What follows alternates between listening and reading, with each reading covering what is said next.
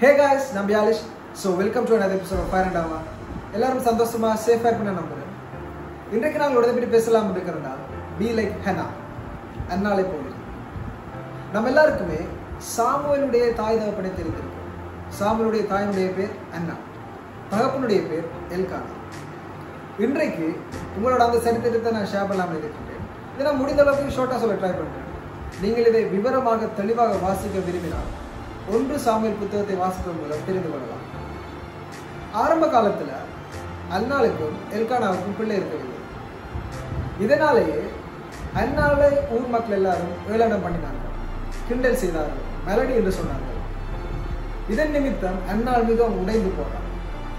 மனம் நொறுக்கப்பட்டு மன கிளேசம் அடைந்து துக்கம் அடைந்து சாப்பிடாமெல்லாம் பல நாட்கள் இருந்தார்கள். ஆனால் அவர்கள் தேவாலயத்துக்கு ஒரு நாள் சென்று தேவனுடைய பாதத்தில் தன்னுடைய இருதயத்தை உடைத்து ஊற்றினார்கள்.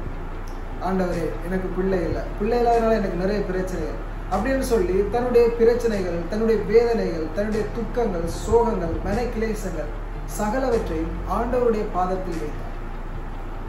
அழுது புலம்பி அன்றைக்கு அவள் ஜெபித்தார்.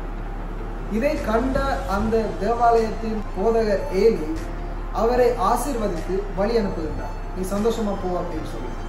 அதற்கு பிற்பாடு அன்னாளுக்கு பிள்ளை கிடைக்கின்றது. அந்த பிள்ளை தான் சாமுவேல்.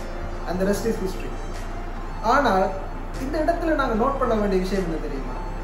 அன்னாள் தேவாலயத்துக்கு வந்து தன்னுடைய கவலைகள், பாரங்கள், கஷ்டங்கள் எல்லாவற்றையுமே சொல்லி ஜெபித்ததற்கு பிற்பாடு எமோஷன்ஸ் சேஞ்ச் ஆயிடுச்சு.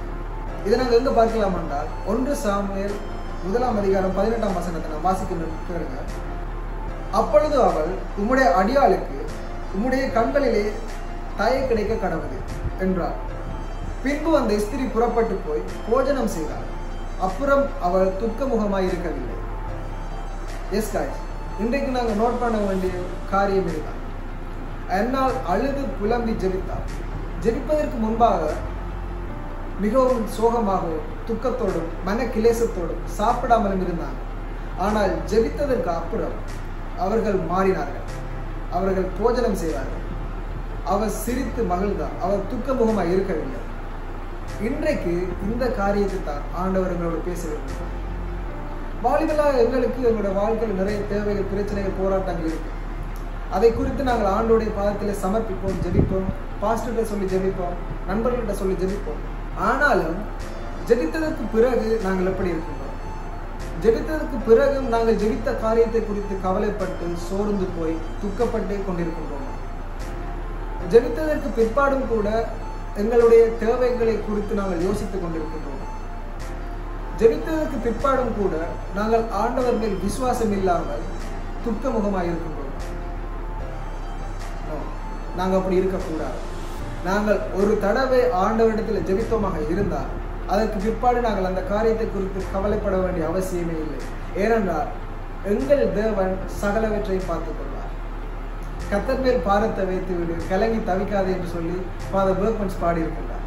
மிகவும் அழகான பாடல். அதுபோலத்தான் நாங்கள் ஒரு தடவை கர்த்தர் மேல் பாரத்தை வைத்தோமாக இருந்தால், ஒரு தடவை நாங்கள் கண்ணீரோடு ஊக்கமாக ஜெபித்தோமாக இருந்தால், ஒரு தடவை எங்களுடைய பாவங்களை, எங்களுடைய கஷ்டங்களை, எங்களுடைய பாரங்களை நாங்கள் ஆண்டோடைய பாதத்தில் வைத்தோமாக இருந்தால் அதுக்கு பிறகு நாங்கள் அதை குறித்து துக்கப்பட வேண்டிய அவசியம் இல்லை.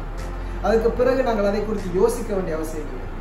அதுக்கு பிறகு நாங்கள் அதை குறித்து மனக்கிளேசம் அடைய அவசியம் இல்லை. ஏனென்றால் எங்கள் தேவன் அதை பார்த்துக் கொள்வார். ஸோ காய்ஸ், இன்றைக்கு நான் உங்களுடைய ஷேர் பண்ண நினைத்த காரியம் தான். வாலிபர் மத்தியில் இந்த ஒரு விடயம் மிகவும் அதிகமாக இருக்கின்றது. நாங்கள் எங்களுடைய எதிர்காலத்தை குறித்து, எங்களுடைய வாழ்க்கையை குறித்து யோசிக்க வேண்டும் தான். நாங்கள் அதை குறித்து இல்லைன்னு சொல்ல வரையில. ஆனால் நாங்கள் ஜெபித்தோமாக இருந்தால் அதை குறித்து நாங்கள் துக்கப்படக்கூடாது. நாங்கள் ஜெபித்தோமாக இருந்தால் அதை குறித்து நாங்கள் கண்ணீர் சிந்தக்கூடாது. நாங்கள் ஜெபித்தோமாக இருந்தால் அதை குறித்து நாங்கள் மன கிளேசம் அடையக்கூடாது. ஏனென்றால் நாங்கள் ஜெபித்தது கல்லிடமோ மரங்களிடமோ அல்ல, உயிருள்ள தேவனுடன் நாங்கள் ஜெபித்திருக்கிறோம். உயிருள்ள தேவன் எங்கள் ஜெபங்களை கேட்டு அதற்கு ஏற்ற நேரத்தில் ஏற்ற பதிலை தர வல்லமை உள்ளதாக. ஆகவே உயிருள்ள தேவன் மேல் விசுவாசத்தோடு நாங்கள் எங்கள் வாழ்க்கையை கொண்டு செல்ல வேண்டும். ஸோ காய்ஸ், இன்றைக்கு நான் உங்களுடைய ஷேர் பண்ண நினைத்த காரியத்தை தான். இது உங்களுக்கு ஆசீர்வாதமாக இருக்கணும்னு நினைக்கிறேன். அப்படி ஆசீர்வாதமாக இருந்தால் share with friends, because we should check the word by the word of God. தினமும் ஜெபித்து வைத்து வாசித்து தியானித்து கர்த்தர் மேல் பாரத்தை வைத்து கலங்கி தவிக்காமல் நாங்கள் முன்னேறுவோம். இதோடைய நாமத்துக்கே நாங்கள் மகிமை செலுத்துவோம். மீண்டும் நான் உங்களை இன்னொரு வீடியோவில் சந்திக்கும் வரைக்கும் stay safe, be happy, God bless you, love you all, bye.